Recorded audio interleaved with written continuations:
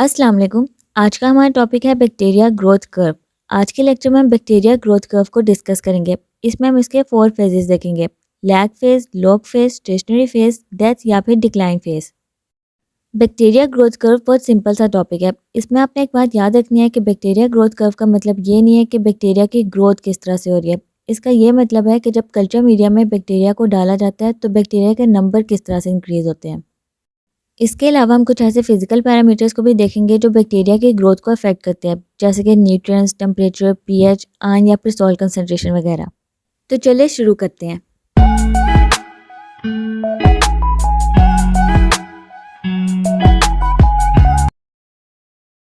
सबसे पहले हम देखते हैं बैक्टीरियल ग्रोथ कर्व क्या होता है। तो एक क्लोज सिस्टम मतलब कि कल्चर मीडिया में हमें पता है कि न्यूट्रिएंट्स प्रेजेंट होते हैं। तो जब इस कल्चर मीडिया में बैक्टीरिया को डाला जाता है तो वहाँ पे बैक्टीरिया एक डेफिनेट ग्रोथ पैटर्न शो करता है, जिसे हम बैक्टीरियल ग्रोथ कर्व कहते हैं।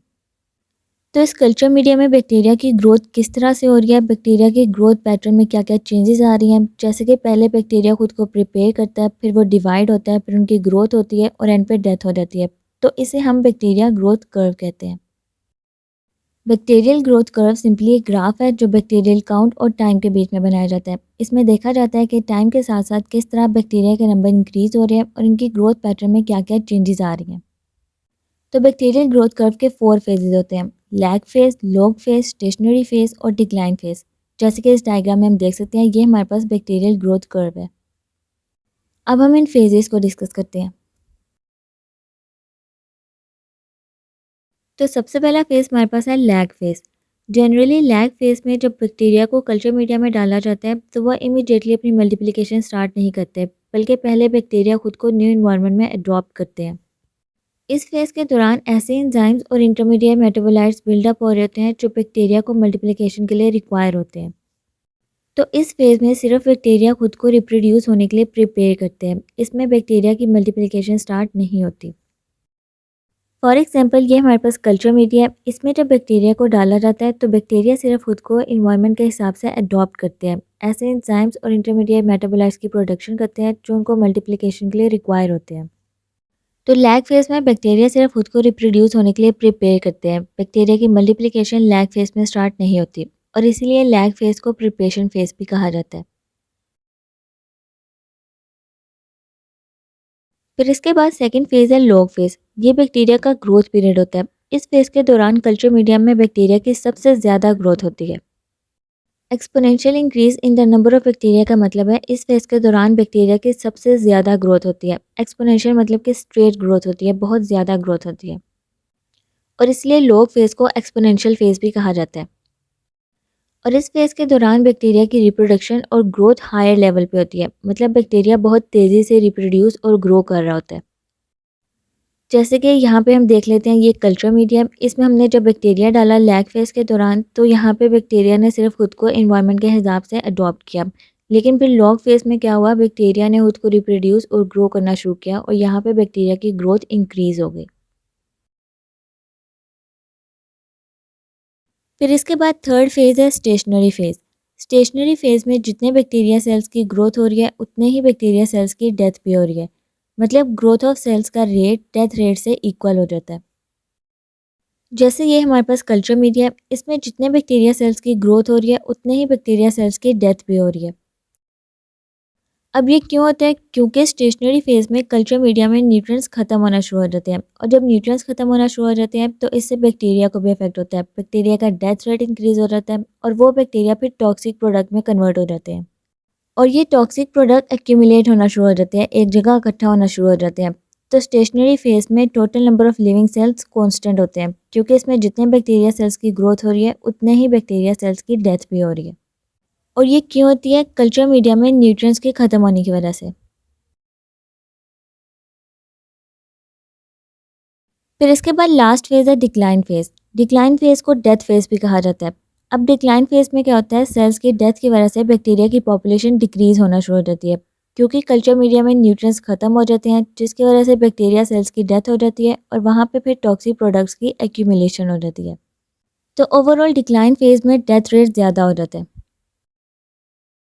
अब इसे हम कल्चर मीडिया से देख लेते हैं। तो ये हमारे पास कल्चर मीडिया है। इसमें स्टेशनरी फेज में क्या हो रहा था, ग्रोथ रेट डेथ रेट के इक्वल था। जितने बैक्टीरिया सेल्स की ग्रोथ हो रही थी उतने ही बैक्टीरिया सेल्स की डेथ भी हो रही थी। तो number of living cell constant था, ना number of living cell increase हो रहा था और ना ही डिक्रीज हो रहा था। लेकिन डिक्लाइन फेज में क्या हुआ, न्यूट्रिएंट्स बिल्कुल खत्म हो गए, जिसकी वजह से बैक्टीरिया सेल्स की डेथ होने लग गई और बैक्टीरिया की पॉपुलेशन डिक्रीज हो गई।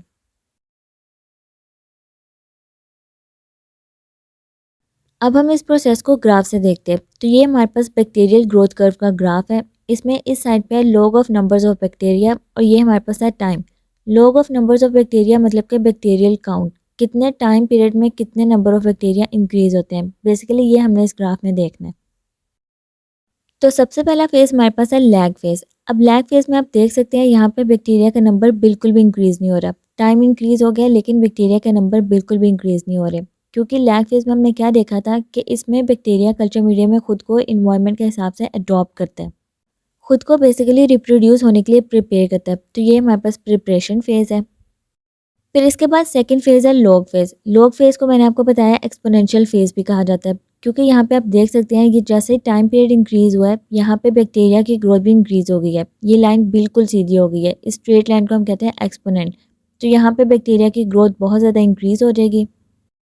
फिर इसके बाद नेक्स्ट फेज है स्टेशनरी फेज। स्टेशनरी फेज में आप देख सकते हैं जैसे ही टाइम पीरियड इंक्रीज हुआ है ये लाइन बिल्कुल सीधी हो गई है, क्योंकि इस फेज में बैक्टीरिया का ग्रोथ रेट डेथ रेट के इक्वल हो जाता है। बैक्टीरिया की जो ग्रोथ है वो कांस्टेंट हो जाती है। तो ये हमारे पास कांस्टेंट फेज है। और फिर लास्ट फेज है डेथ फेज या फिर डिक्लाइन फेज। डिक्लाइन फेज में आप देख सकते हैं जैसे ही टाइम और ज़्यादा इंक्रीज हुआ है यहाँ पे बैक्टीरिया का डेथ रेट इंक्रीज हो गया और ये लाइन बिल्कुल ही नीचे की तरफ आ गई है। और इसकी रीज़न क्या है, कल्चर मीडिया में आहिस्ता आहिस्ता न्यूट्रिएंट्स की कंसंट्रेशन कम होना शुरू हो जाती है, न्यूट्रिएंट्स ख़त्म होना शुरू हो जाते हैं, जिसकी वजह से टॉक्सिक प्रोडक्ट की एक्यूमुलेशन हो जाती है और उससे फिर बैक्टीरिया का डेथ रेट इंक्रीज हो जाता है, बैक्टीरिया की पॉपुलेशन डिक्रीज होना शुरू हो जाती है। तो ये था बैक्टीरिया ग्रोथ कर्व। इसमें हमने इसके 4 फेजेस देखे हैं, log phase, lag phase, stationary phase और डिक्लाइन फेज। अब हम कुछ फिजिकल पैरामीटर्स को देखते हैं जो बैक्टीरिया की ग्रोथ को अफेक्ट करते हैं। अब इन फिजिकल पैरामीटर्स में हमारे पास आ जाते हैं nutrient concentration, temperature, pH, gases concentration, ions and salt concentration और वाटर। ये वो फिजिकल पैरामीटर्स है या फिर फैक्टर्स है जो जब हम बैक्टीरिया को कल्चर मीडिया में डालते हैं तब उनकी ग्रोथ को अफेक्ट करते हैं। अब हम इन्हें डिटेल में देखते हैं। तो सबसे पहले हमारे पास है न्यूट्रिएंट कंसंट्रेशन।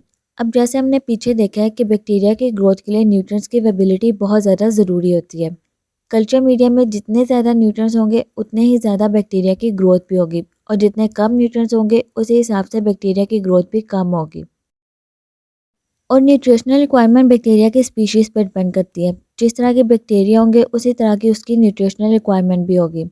ये चीज़ हमने कल्चर मीडिया वाले टॉपिक में भी डिस्कस की थी। उसमें हमने देखा था कि कुछ बैक्टीरिया होते हैं उनको ग्रोथ के लिए मीट की ज़रूरत होती है, कुछ को ब्लड की ज़रूरत होती है, कुछ को वाटर की ज़रूरत होती है। तो जिस तरह के बैक्टीरिया होंगे उसी तरह की उनकी न्यूट्रिशनल रिक्वायरमेंट भी होगी। फिर इसके बाद टेम्परेचर भी बैक्टीरियल ग्रोथ में बहुत इंपॉर्टेंट रोल प्ले करता है। तो ऐसा टेम्परेचर जहाँ पे बैक्टीरिया की ग्रोथ मैक्सिमम हो रही हो, सबसे ज़्यादा हो रही हो, उसे हम कहते हैं ऑप्टिमम टेम्परेचर। जैसे यहाँ से हम देखते हैं ये यहाँ पे इस पॉइंट पे हमारे पास है ऑप्टिमम टेम्परेचर और यहाँ पे बैक्टीरिया की ग्रोथ सबसे ज़्यादा हो रही होती है। फिर इसके बाद लोएस्ट टेम्परेचर जहाँ पे बैक्टीरिया की ग्रोथ होती है उसे हम कहते हैं मिनिमम टेम्परेचर। जैसे यहाँ पे ये हमारे पास मिनिमम टेम्परेचर का पॉइंट है, इससे पहले बैक्टीरिया की ग्रोथ नहीं होती। और हाईएस्ट टेम्परेचर जहाँ पे बैक्टीरिया की ग्रोथ होती है उसे हम कहते हैं मैक्सिमम टेम्परेचर। मैक्सिमम टेम्परेचर के बाद बैक्टीरिया की ग्रोथ नहीं होती। तो मिनिमम टेम्परेचर से पहले और मैक्सिमम टेम्परेचर के बाद बैक्टीरिया की ग्रोथ नहीं होती, इनके बीच में ही बैक्टीरिया की ग्रोथ होती है। और सबसे ज़्यादा जिस पॉइंट पे बैक्टीरिया की ग्रोथ होती है उसे हम कहते हैं ऑप्टिमम टेम्परेचर, जो कि यहाँ पे होती है। अब नेक्स्ट हम देखते हैं classification of bacteria on the basis of temperature. तो इसमें ऐसे बैक्टीरिया जो 40 सेंटीग्रेड पे ग्रो करते हैं इन्हें थर्मोफिलिक बैक्टीरिया कहा जाता है। फिर इसके बाद हाइपरथर्मोफाइल्स ऐसे बैक्टीरिया होते हैं जो 80 सेंटीग्रेड से ज़्यादा पे ग्रो करते हैं।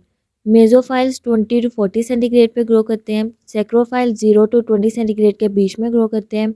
और क्रायोफाइल्स ऐसे बैक्टीरिया को कहा जाता है जो लेस दैन 10 सेंटीग्रेड पे ग्रो करते हैं।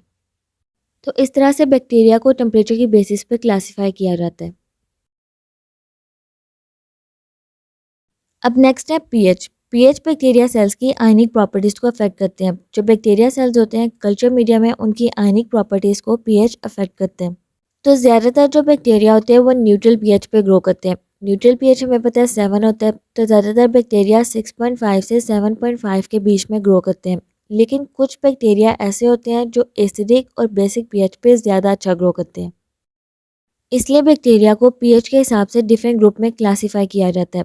जो न्यूट्रोफाइल्स बैक्टीरिया होते हैं वो 5 टू 8 पीएच पे ग्रो करते हैं, एसिडोफाइल्स बिलो 5.5 पे ग्रो करते हैं और एल्कलीफाइल्स अबव 8.5 पे ग्रो करते हैं। इस तरह पीएच के हिसाब से भी बैक्टीरिया को डिफरेंट ग्रुप्स में क्लासीफाई किया जाता है।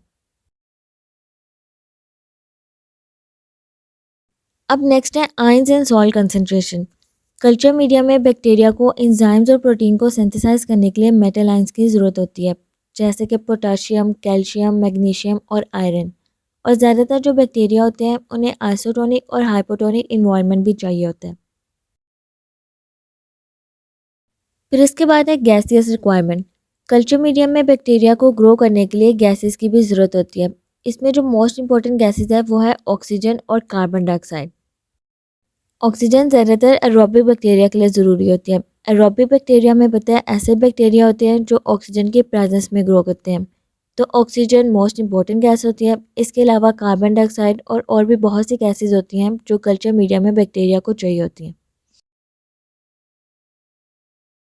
अब लास्ट में हमारे पास है वाटर। वाटर कल्चर मीडिया में बैक्टीरिया की ग्रोथ के लिए मोस्ट असेंशियल फैक्टर होता है। जब हम कल्चर मीडिया लेते हैं तो उसमें हम सबसे पहले वाटर ऐड करते हैं ताकि जितने भी न्यूट्रिएंट्स वगैरह उसमें डाले जाएं वो डिज़ोल्व हो सके। तो वाटर कल्चर मीडिया में एज अ सॉल्वेंट होता है। फिर इसके बाद कल्चर मीडिया में जितना वाटर अवेलेबल होता है वो बैक्टीरिया के मेटाबॉलिक और फिजियोलॉजिकल एक्टिविटीज़ के रेट को डिटर्मिन करते हैं। इसके अलावा वाटर में शुगर, सॉल्ट और दूसरे सब्सटेंसेस भी डिज़ोल्व होते हैं। तो वाटर बैक्टीरिया की ग्रोथ के लिए एक एसेंशियल फैक्टर है और ये कल्चर मीडिया में एज अ सॉल्वेंट होता है। तो ये थे हमारे पास कुछ फैक्टर्स जो कल्चर मीडिया में बैक्टीरिया की ग्रोथ को अफेक्ट करते हैं। इसमें हमने सबसे पहले न्यूट्रिएंट कंसंट्रेशन के बारे में देखा। इसमें हमने देखा कल्चर मीडिया में बैक्टीरिया की ग्रोथ न्यूट्रिएंट्स की अवेलेबिलिटी पे डिपेंड करती है। जितने ज़्यादा न्यूट्रिएंट्स होते हैं उतने ही ज़्यादा बैक्टीरिया की ग्रोथ होती है और जितने कम न्यूट्रिएंट्स होते हैं उतने ही कम बैक्टीरिया की ग्रोथ भी होती है। फिर इसके बाद सेकंड फैक्टर हमने टेम्परेचर देखा। टेम्परेचर भी बैक्टीरिया की ग्रोथ में बहुत इंपॉर्टेंट रोल प्ले करता है। तो इसमें ऐसा टेम्परेचर जहाँ पे बैक्टीरिया की ग्रोथ मैक्सिमम हो रही हो उसे हम ऑप्टिमम टेम्परेचर कहते हैं। लोएस्ट टेम्परेचर जहाँ पे बैक्टीरिया की ग्रोथ हो रही हो उसे मिनिमम टेम्परेचर कहा जाता है और हाईएस्ट टेम्परेचर जहाँ पे बैक्टीरिया की ग्रोथ हो उसे मैक्सिमम टेम्परेचर कहा जाता है। इसमें हमने एक बात देखी कि बिलो मिनिमम टेम्परेचर और अबव मैक्सिमम टेम्परेचर बैक्टीरिया की कोई ग्रोथ नहीं हो रही। जितनी भी ग्रोथ हो रही है वो मिनिमम टेम्परेचर से लेकर मैक्सिमम टेम्परेचर तक होगी। फिर इसके बाद टेम्परेचर की बेसिस पे बैक्टीरिया को डिफरेंट ग्रुप्स में क्लासीफाई किया जाता है, जैसे कि थर्मोफिलिक बैक्टीरिया, हाइपरथर्मोफाइल्स, मेसोफाइल्स, टेक्रोफाइल और क्रायोफाइल्स। फिर इसके बाद थर्ड फैक्टर हमने देखा पीएच। पीएच बैक्टीरिया सेल्स की आयनिक प्रॉपर्टीज़ को अफेक्ट करते हैं। ज़्यादातर जो बैक्टीरिया होते हैं वो न्यूट्रल पीएच पे ग्रो करते हैं, लेकिन कुछ बैक्टीरिया ऐसे होते हैं जो एसिडिक और बेसिक पीएच पे ग्रो करते हैं। फिर इसके बाद पीएच के बेसिस पे भी बैक्टीरिया को डिफरेंट ग्रुप में क्लासीफाई किया जाता है, जैसे कि जो न्यूट्रोफाइल्स होते हैं वो 5 टू 8 पीएच पे ग्रो करते हैं, एसिडोफाइल बिलो 5.5 पे ग्रो करते हैं और एल्कलीफाइल अबव 8.5 पे ग्रो करते हैं। इसके बाद फोर्थ फैक्टर हमारे पास था आयन और सॉल्ट कंसंट्रेशन। बैक्टीरिया को कल्चर मीडिया में एंजाइम और प्रोटीन को सिंथेसाइज करने के लिए कुछ मेटल आयंस की ज़रूरत होती है, जैसे कि पोटेशियम, कैल्शियम, मैग्नीशियम और आयरन वगैरह। इसके अलावा गैसियस रिक्वायरमेंट भी एक ऐसा फैक्टर है जो बैक्टीरिया की ग्रोथ के लिए बहुत ज़्यादा ज़रूरी होते हैं। इसमें हमने देखा है ऑक्सीजन और carbon dioxide most important gases होते हैं। ऑक्सीजन ज़्यादातर एरोबिक बैक्टीरिया के लिए ज़रूरी होते हैं। लास्ट फैक्टर हमने देखा वाटर। वाटर कल्चर मीडिया में एज अ सॉल्वेंट होता है जो कि बैक्टीरिया की ग्रोथ के लिए बहुत एसेंशियल फैक्टर होता है। वाटर में शुगर, सॉल्ट और दूसरे सब्सटेंसेस भी डिजॉल्व होते हैं। तो ये था हमारा आज का टॉपिक। होपफुली आपको बैक्टीरिया ग्रोथ कर्व की समझ आ गई होगी। ये टॉपिक बहुत सिंपल है। इसमें आपने बस सिंपली ये बताना है कि जब कल्चर मीडिया में न्यूट्रिएंट्स के साथ हम बैक्टीरिया को डालते हैं तब वहाँ पे बैक्टीरिया एक डेफिनेट ग्रोथ पैटर्न शो करता है जिसे बैक्टीरिया ग्रोथ कर्व कहते हैं। बैक्टीरिया ग्रोथ कर्व को एक्सप्लेन करने के लिए सिंपली एक ग्राफ बनाया जाता है बैक्टीरियल काउंट और टाइम के बीच में। इसमें 4 फेजेस होते हैं। लैग फेज जो कि प्रिपरेशन फेज होता है, इसमें बैक्टीरिया के नंबर इंक्रीज नहीं होते। इसमें बैक्टीरिया सिर्फ खुद को इन्वायरमेंट के हिसाब से अडॉप्ट करते हैं और खुद को रिप्रोड्यूस करने के लिए प्रिपेयर करते हैं। फिर इसके बाद एक्सपोनेंशियल या फिर लॉग फेज, इसमें बैक्टीरिया की ग्रोथ इंक्रीज होती है। इसमें बैक्टीरिया खुद को रिप्रोड्यूस और मल्टीप्लाई करते हैं, तो इस फेज में ग्रोथ रेट ज़्यादा होता है। इसके बाद स्टेशनरी फेज में बैक्टीरिया का ग्रोथ रेट बैक्टीरिया के डेथ रेट से इक्वल हो जाता है। जितने बैक्टीरिया की ग्रोथ हो रही होती है उतने ही बैक्टीरिया की डेथ भी हो रही होती है। तो इसमें जो नंबर ऑफ बैक्टीरिया होते हैं वो कांस्टेंट हो जाते हैं। और लास्ट में डेथ फेज में बैक्टीरिया की ग्रोथ डिक्रीज हो जाती है। इसमें न्यूट्रिएंट्स कल्चर मीडियम में ख़त्म हो जाते हैं, जिसकी वजह से बैक्टीरियल पॉपुलेशन डिक्रीज हो जाती है। तो ये सिंपली बैक्टीरियल ग्रोथ कर्व है। इसमें फिर बाद में हमने कुछ ऐसे फिजिकल फैक्टर्स को डिस्कस किया जो बैक्टीरिया की ग्रोथ को अफेक्ट करते हैं। तो कैसा लगा आपको आज का टॉपिक? आज के टॉपिक से रिलेटेड अगर आपको कोई भी कन्फ्यूजन है तो आप मुझे कमेंट बॉक्स में पूछ सकते हैं, या फिर आप मुझे ईमेल और इंस्टा के थ्रू भी कांटेक्ट कर सकते हैं। और अगर अभी तक आपने मेरे चैनल को सब्सक्राइब नहीं किया तो take a moment and subscribe the channel. मिलते हैं नेक्स्ट वीडियो में। Take care. अल्लाह हाफिज़।